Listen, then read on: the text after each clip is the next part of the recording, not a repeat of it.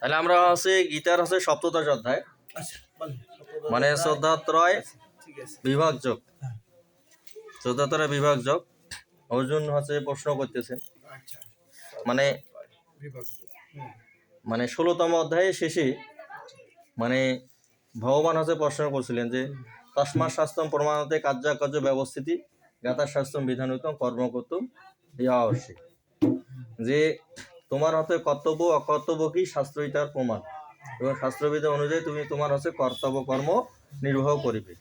এই জন্য হচ্ছে অর্জুন হচ্ছে পরের অধ্যায়ে হচ্ছে প্রশ্ন করছে, ওই সূত্র ধরেই প্রশ্ন করছে যে অর্জুন উবাচ প্রথম শ্লোকে বলছে যেহেতু শাস্ত্রমিদম যথাক্তম পর্যুপাস্যতে তথা ধারণা মত পরমা ভক্তাস্য অতিমে প্রিয়। মানে যারা স্বাস্থ্যবিধি মেনে হচ্ছে ইয়া করে, ধর্ম অনুষ্ঠান করে, তারা হচ্ছে তোমার হচ্ছে খুবই প্রিয় হয় না। যদি কেউ যদি শাস্ত্রবিধি না মানে তাহলে তারা কেমন হবে, না তারা তোমার প্রিয় হবে কিনা। শাস্ত্রবিধি মানে না কিন্তু কিন্তু শ্রদ্ধা সহকারে কাজ করে, তাদের ক্ষেত্রে কি ঘটনা ঘটবে? বলছে ইয়ে শাস্ত্রবিধি উজ্জিত যজন্তে শ্রদ্ধা নিতা তে নিষ্ঠা কা নিষ্ঠ সত্যাহ রাজস্তম। মানে এইভাবে হচ্ছে অর্জুন হচ্ছে ভগবানকে প্রশ্ন করলো। বলছে যে শাস্ত্রবিধি পরিত্যাগ করিয়া যারা শ্রদ্ধা সহকারে তোমার হচ্ছে পূজা অর্চনা করে তারা সাত্বিক রাজস্বিক না তামসিক। মানে ভক্তের প্রকারভেদ হচ্ছে, সে হচ্ছে 3 প্রকার ভক্ত হচ্ছে, সেটা কিন্তু সে জেনে গেছে। মানে 14দশ অধ্যায়ে জেনে গেছে যে ভক্ত 3 ধরনের, সাত্বিক রাজস্বিক তামসিক। হ্যাঁ, আর এটা হচ্ছে আমাদের সপ্তদশ অধ্যায়, মানে 17তম অধ্যায়। মানে আগে সে জেনে গেছে, সেই জন্য সেই প্রশ্নটা করেছে, বুঝতে পারছেন? মানে আগে জানছে যে ভক্ত হচ্ছে 3 ধরনের, সেই জন্য অর্জুন প্রশ্ন করছে ইয়ে শাস্ত্রবিধি উজ্জিত যদন্তে শ্রদ্ধা নিষ্ঠা তেষাম নিষ্ঠা তু কাকৃষ্ট সত্যাহ রজস্তম। যারা শাস্ত্রবিধি পরীক্ষা করিয়া শ্রদ্ধা সহকারে তোমার অর্চনা করেন তারা সাত্বিক না রাজসিক না তামসিক। না মানে প্রশ্নটা খুবই কঠিন প্রশ্ন না। আগে শাস্ত্রবিধি মানির কইছে, হ্যাঁ শাস্ত্রবিধি মানির কইছে, মানতে বলছে। আর এবার হচ্ছে শাস্ত্রবিধি পরিত্যাগ করিয়া যদি কেউ শ্রদ্ধা সহকারে করে তাহলে কি হবে, তাহলে কোন ধরনের ভক্ত হবে? এখন হচ্ছে ভগবান আছে সেই জন্য উত্তর দিছে যে ত্রিবিধ ভবতী শ্রদ্ধা দেহি নামসা স্বভাব যা সাত্ত্বিক রাজসিক শৈব তামসী তামসিনু। যে আমার হচ্ছে ভক্ত 3 ধরনের আছে, একজন সাত্ত্বিক, একজন রাজসিক, একজন তামসী। ঠিক আছে? যে বলছে যে দেহীধারীদের স্বভাব জনিত শ্রদ্ধা 3 প্রকারের হয়, সাত্ত্বিক রাজসিক তামসী। এখন সেই সম্বন্ধে শ্রবণ কর। এখন হচ্ছে ভগবান 3 নম্বর শ্লোকে বলতেছে যে সত্যানুর্ব সর্বস্ব শ্রদ্ধাময়তি ভারত শ্রদ্ধাময়ম পুরুষ ইয়ে সদ্দশা এ বস। হ্যাঁ, যারা হচ্ছে শ্রদ্ধা সহকারে আমার হচ্ছে পূজা অর্চনা করে, ঠিক আছে, তারা সাত্বিক হয়ে থাকে। শ্রদ্ধা সহকারে সত্যানুর্ব সর্বস্ব শ্রদ্ধাময়তি ভারত শ্রদ্ধাময়ম পুরুষ ইয়ে সদ্দশা এ বস। হে ভারত, সকলের শ্রদ্ধা নিজ নিজ অন্তঃকরণে অনুরূপ হয় এবং সেই রকম গুণের প্রতি শ্রদ্ধাযুক্ত সে সেই রকমের শ্রদ্ধাবান হয়।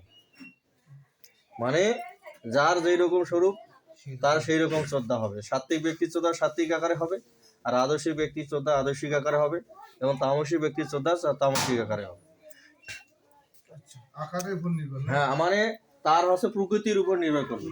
মানে যে যেমন প্রকৃতি তার কাছে আমি সেই রকমই আচরণ হচ্ছে পেতে পারি না। মানে আর যার স্বভাব যেই রকম তার কাছে সেই স্বভাবেই পাওয়া যাবে, অন্য স্বভাব পাওয়া যাবে না। মানে যাওয়া কঠিন, অনেকদিন পরে পাওয়া যাইতে পারে, কারণ মানুষের আচরণ ও স্বভাব পরিবর্তন হয়, পরিবর্তন হয় না। কারণ আচরণ ও স্বভাব পরিবর্তনের নামই হচ্ছে শিক্ষা বা শিখন। মানুষ অনেক সময় শিক্ষা হয় না, মানে মানুষ তো একই ভুল আর বারবার করে না, ভুল পরিবর্তন হয় না, ভুল থেকে শুদ্ধের দিকে যায়। ঠিক আছে, শুদ্ধের দিকে গেলে তার আচরণও পরিবর্তন হয়। এই সমাজে যজন্তে সাত্বিকা দেবাম যক্ষ রক্ষাংশী রাজস পেতান ভূতগণন চন্নে যজন্তে তামসা জনা। যে সাত্বিক ব্যক্তিরা হচ্ছে দেবতাদের পূজা করে, যারা দেবতাদের পূজা করে তারা সাত্বিক ব্যক্তি। আর রাজসিক ব্যক্তিগণ হচ্ছে যক্ষ এবং রাক্ষসদের পূজা করে, এবং তামসিক ব্যক্তিরা হচ্ছে ভূত ও প্রেতাত্মাদের পূজা করে থাকে। যারা সাত্ত্বিক তারা দেবতাদের পূজা করে, সাত্ত্বিক ব্যক্তিরা দেবতাদের পূজা করে। মূলত সাত্ত্বিক ব্যক্তি তারাই যাদের হচ্ছে 26টা গুণ আছে।